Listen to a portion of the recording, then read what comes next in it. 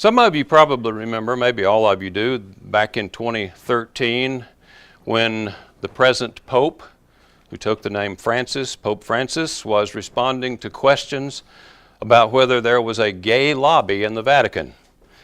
And he was doing something that many other popes before him didn't do. He'd get out there and he would just off the cuff make comments and take questions from reporters, and sometimes some people consider that rather risky, and there's a reason that other popes before him didn't do that, because you want to be carefully prepared on the statements you made, because you can rest assured that somebody is going to take something out of context and use it and make it that you appear to be saying something you're not actually saying. But this Pope would go out there and he would take questions from the media, and then one of the statements that the Pope made on that particular occasion is now famous.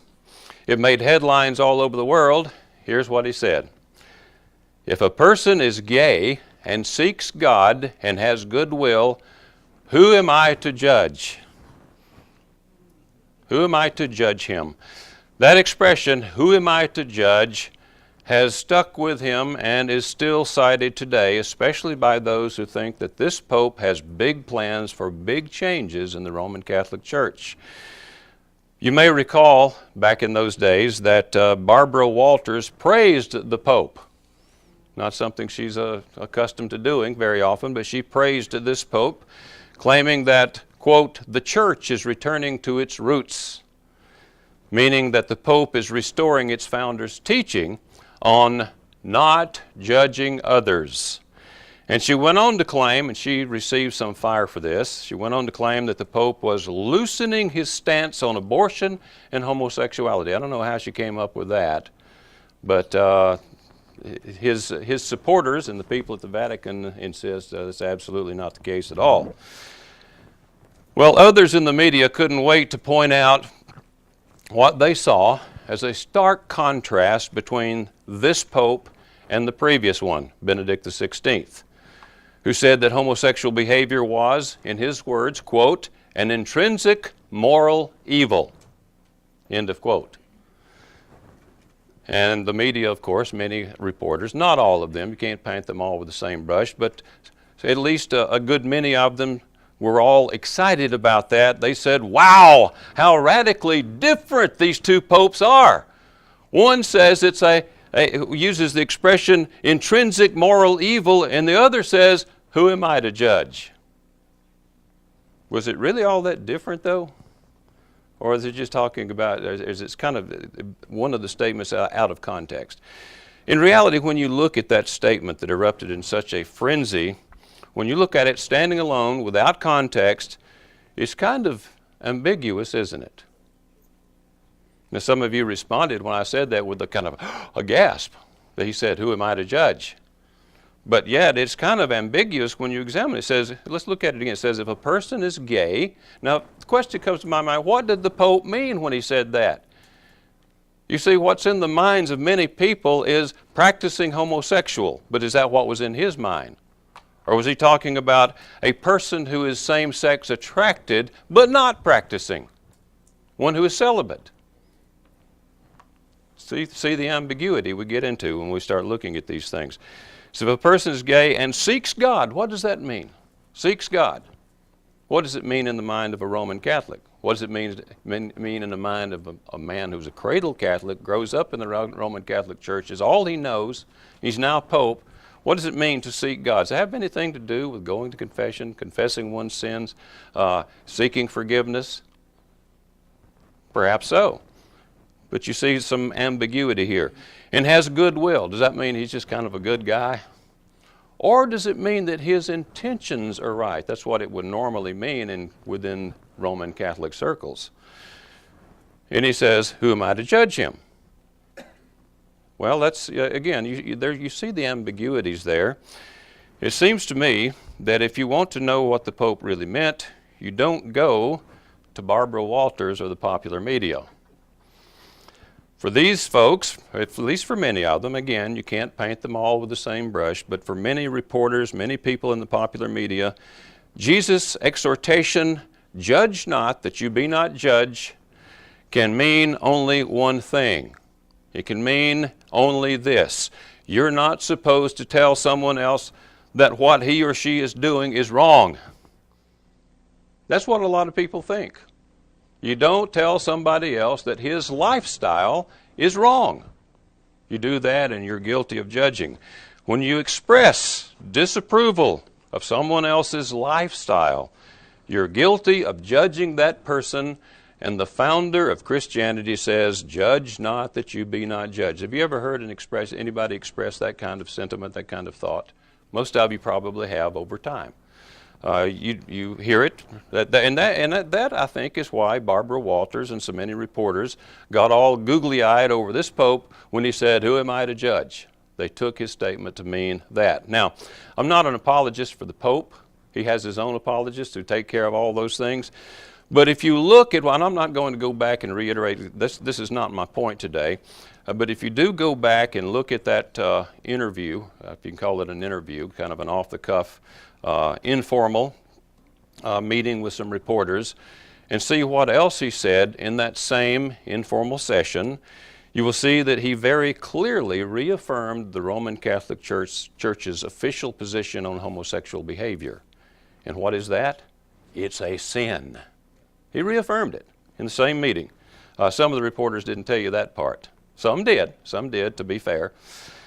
He also reaffirmed the Roman Catholic's official position on the ordination of women to the priesthood. And what is that? Not going to happen. That's the official position, not going to happen.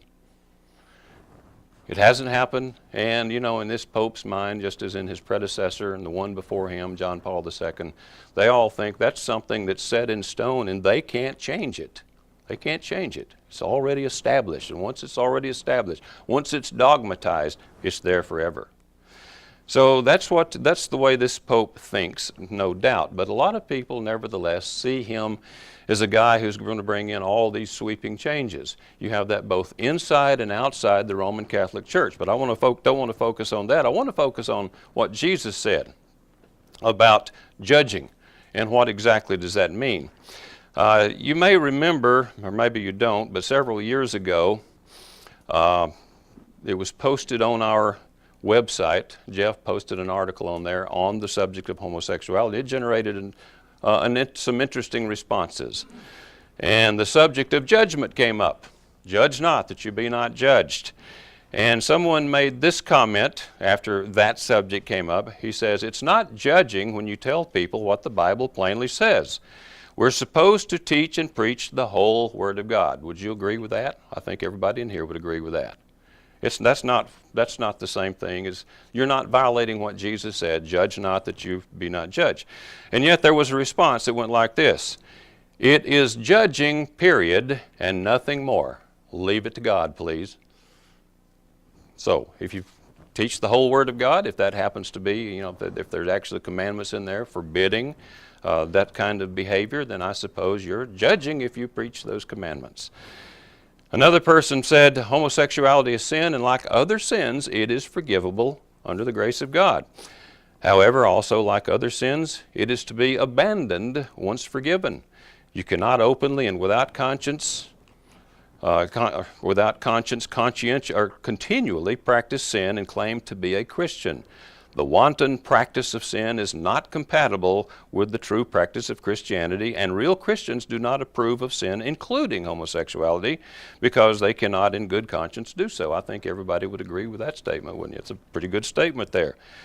But the response was, from the same person, says, "That's your judgment call, but I don't agree with you. As a Christian, you have no right to judge lest you be judged." So you see once again that I just put it this way: I believe there is a fundamental and widespread misunderstanding of what Jesus meant when he said, "Judge not that you be not judged." So I'd like to look at that today. It's found in Matthew chapter 7. It's a part of the Sermon on the Mount.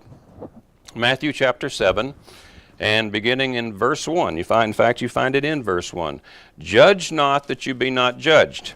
Now, let me ask the question first of all: is he condemning all forms of judging others, or does he have a particular type of judging in view here? Is he condemning, just taking it as it stands there, "Judge not that you be not judged"? You could say, well, any kind of judging. Well, the problem with that is you find elsewhere he encourages judging of a particular kind. If you look, for example, over in John chapter 7, and we're not going to spend time in the context here. I'm just going to, I'm going to rip this one right out of context, but no, I don't want to spend a lot of time there, but I do want to show you that he does advocate judging of a certain sort. I will mention in context, he's talking about the fact that he had been condemned for, accused of breaking the Sabbath. And of course he hadn't broken the Sabbath, but someone had made that judgment. He says in verse 24, "Do not judge according to appearances, but judge with righteous judgment." You are to judge, but you are to judge rightly. There is a right way to judge. You do not judge according to appearances.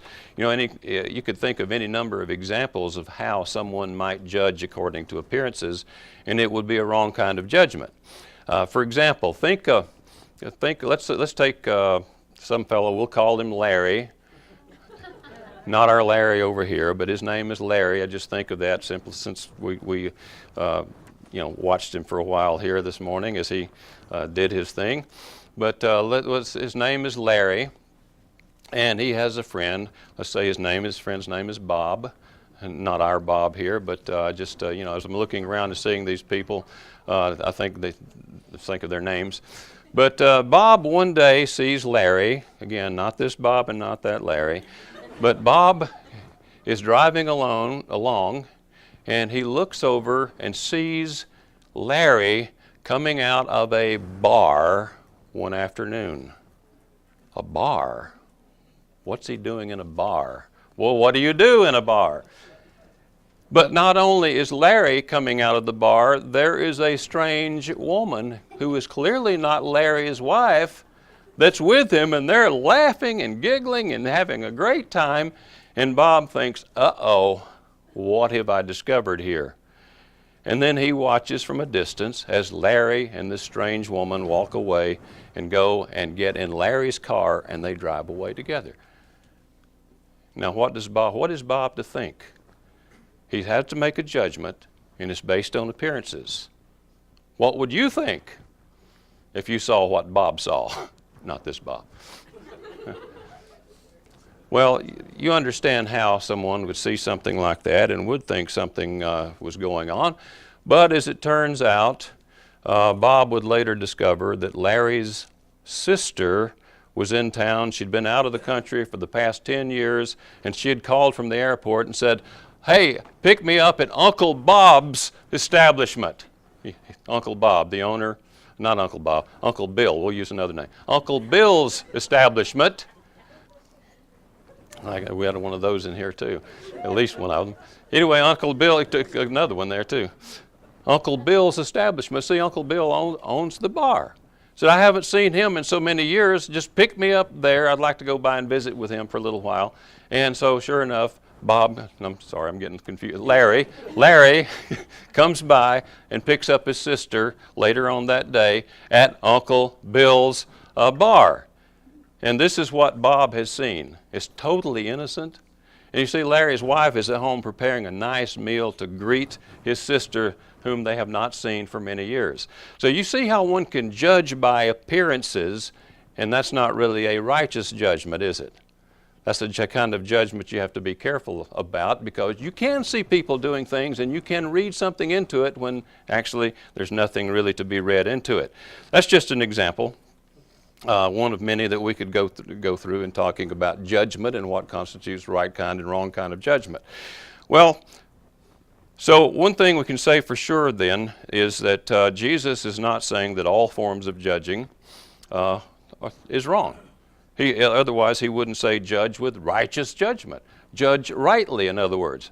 Judge based on the facts, based on reality, based on truth. Also, I'll mention this. We may come back to it if we have time. 1 Corinthians chapter 5, where you see the Apostle Paul actually advocating judging. In fact, you see him judging a man and telling the church to judge a man. And you also see him condemning, or at least correcting, attempting to correct the church for going before the worldly judges rather than judging certain matters taking place inside the church among themselves. They should be judging. That's what Paul is saying. You ought to be judging and judging rightly in such matters.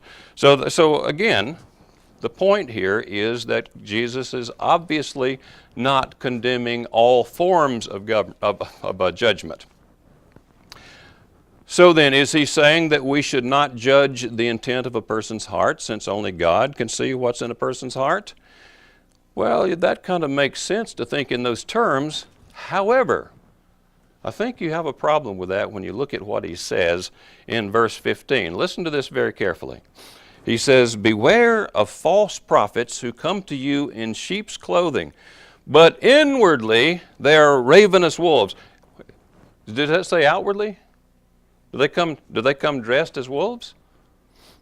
No. Do they come huffing and puffing and attempting to blow the house down? No, they come dressed as sheep. It says inwardly they're ravenous wolves. What does that mean? That means it's hidden. It's hidden. It's in their hearts. And here Jesus is about to tell them how they can tell the intent of the heart.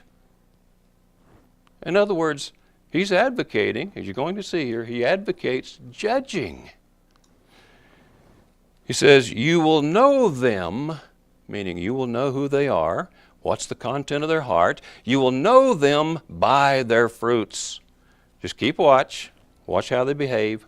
Watch what they say, listen to them, watch them, and the fruits, the things they produce, will expose them for what they truly are. Do men gather grapes from thorn bushes or figs from thistles? Even so, every good tree bears good fruit, but a bad tree bears bad fruit. A good tree cannot bear bad fruit, nor can a bad tree bear good fruit. Well, that's a tongue twister there, if you said, read it fast enough. Every tree that does not bear good fruit is cut down and thrown into the fire. Therefore, by their fruits you will know them.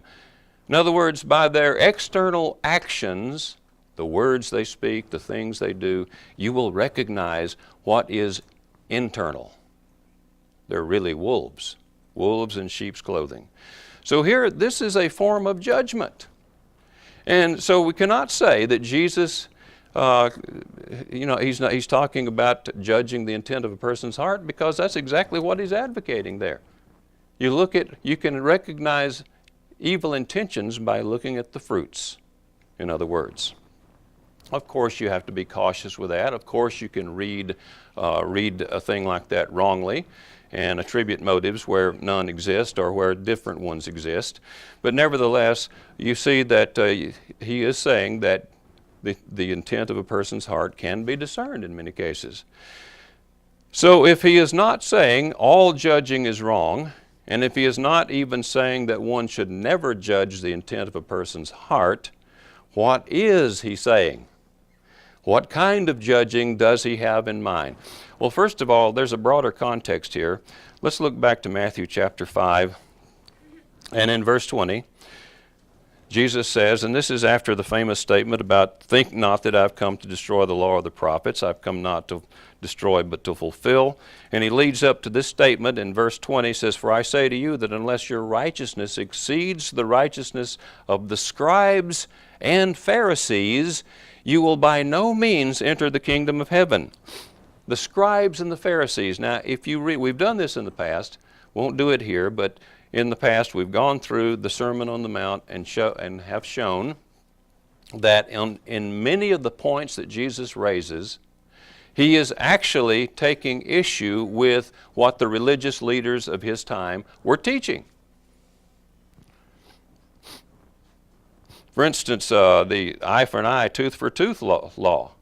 The reason he takes exception to that, he's not taking exception to the law of Moses. That's a very good law. It just simply means the penalty ought to be equivalent to the crime. It shouldn't be. You don't hang somebody for spitting on the sidewalk. In other words, it ought to be the equivalent to, or something that fits the crime. But some people are using that for vengeance, personal vengeance, and that's not what that law was designed for.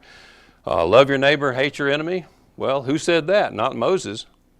Well, that's some of the religious leaders' ideas. So Jesus, throughout the Sermon on the Mount, you see what he's doing. He's actually stripping away the erroneous interpretations of the scribes and Pharisees and other religious leaders of his time and bringing out the true and full meaning of the law. So he's upholding the law, not casting it away. He's upholding it, magnifying it, and not radically redefining it, but actually bringing out the truth that it conveyed all along.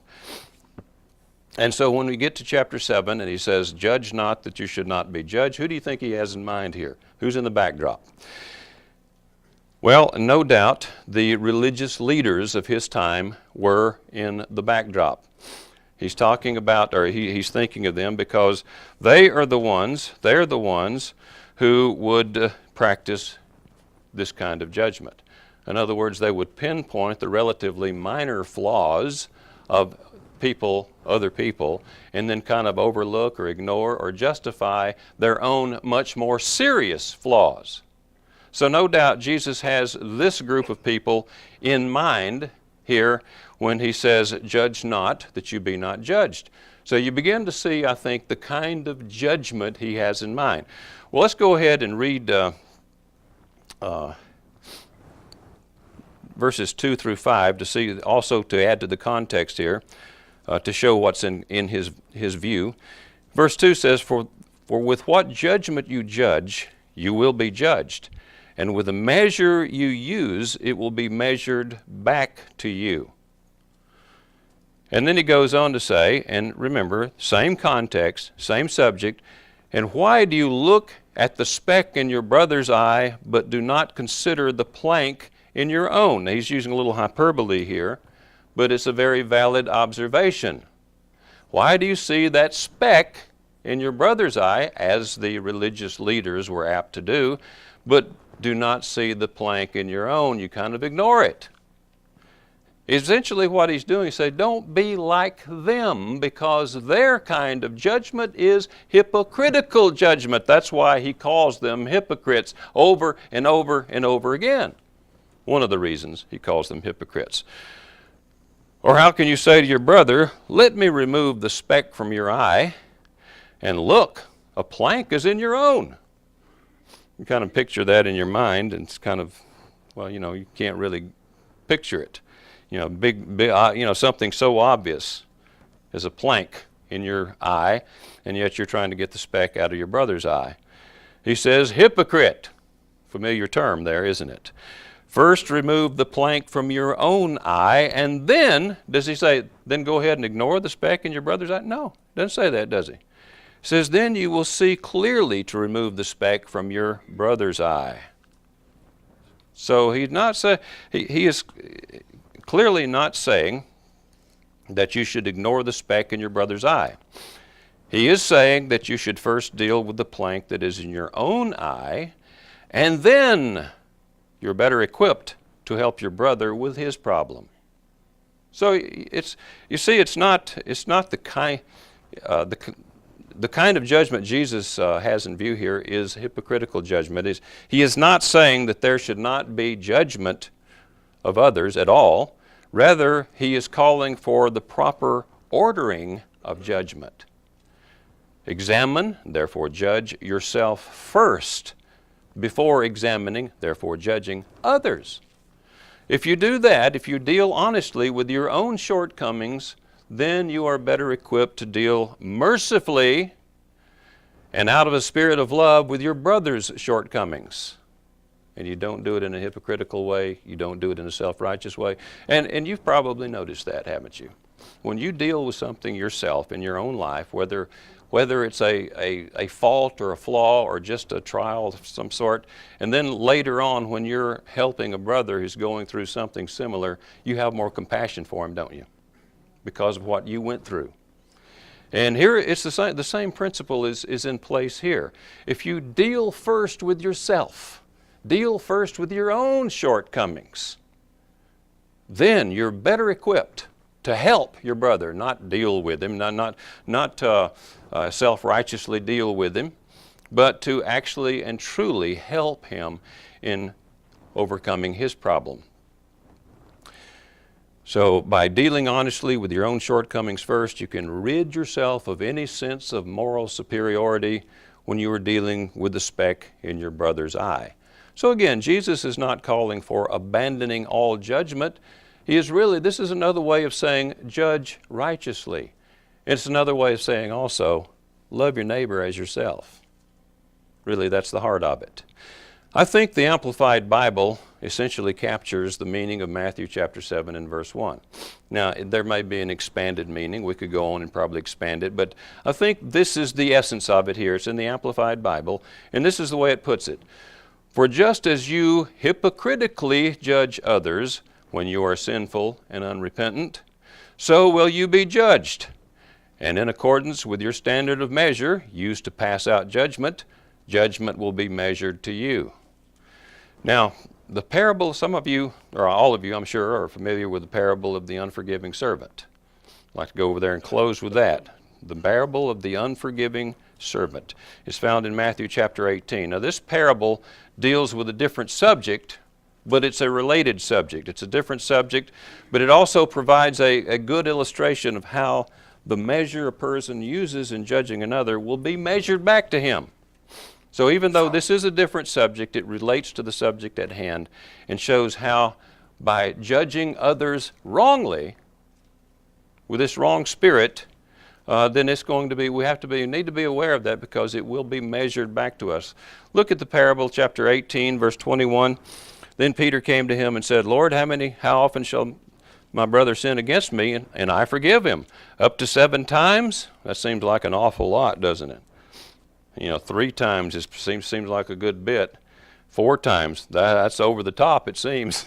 But 7 times, he says? And Jesus said to him, I do not say up to 7 times, but 70 times 7. Well, that is out there, isn't it?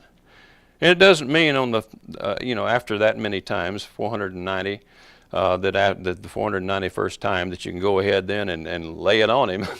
No, it obviously, his obvious meaning here is that you maintain that spirit of forgiveness and a desire for reconciliation.